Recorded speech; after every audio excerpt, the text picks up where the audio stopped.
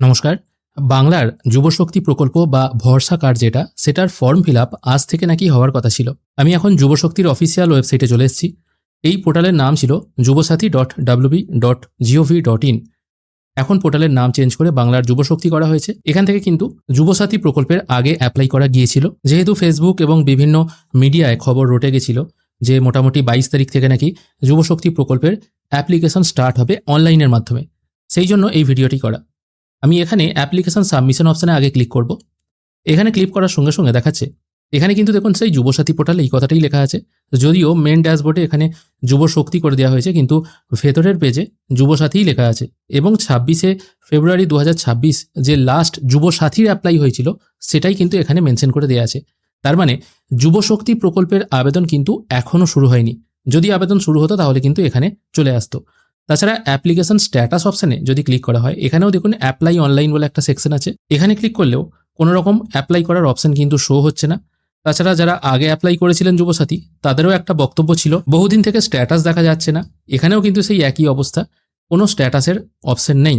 তাহলে ফেসবুক বা অন্যান্য জায়গায় যে খবর ছড়ালো 22 তারিখ থেকে নাকি ফর্ম ফিল আপ শুরু হচ্ছে, তাহলে তার সত্যতা কতটা?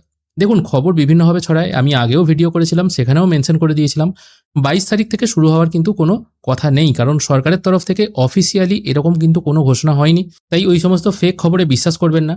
আসলে অনেক সময় দেখা যায় অনেক ফেক খবর ছড়ানো হয় এবং অনেক সময় ফেক ওয়েবসাইটও তৈরি করা হয়। প্রথমে খবর ছড়িয়ে দেওয়া হলো 22 তারিখ থেকে শুরু হচ্ছে, বহু মানুষ সার্চ করবে কোন ওয়েবসাইটে হচ্ছে দেখি। যেমন এখানে একটি ওয়েবসাইট আমি দেখাচ্ছি, যুবশক্তি.co.in।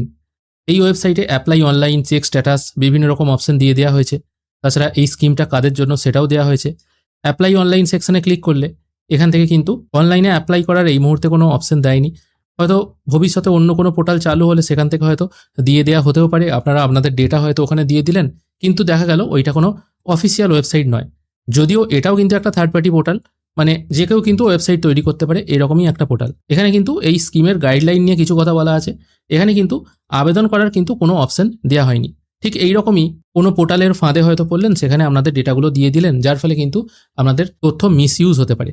আমি এই পোর্টালের কথা বলছি না, এটাই ব্যাপার। আগে সরকার থেকে ঘোষণা করা হোক, তারপর কিন্তু আপনারা আবেদন করবেন। এই মুহূর্তে কিন্তু কোনো স্কিম লঞ্চ হয়নি বা অনলাইন আবেদন করার কোনো অপশন কিন্তু দেওয়া হয়নি। আজকের ভিডিও এখানেই শেষ করছি। ভিডিও যদি ভালো লেগে থাকে অবশ্যই একটি লাইক করবেন। ভিডিও দেখার জন্য অসংখ্য ধন্যবাদ। ভালো থাকবেন।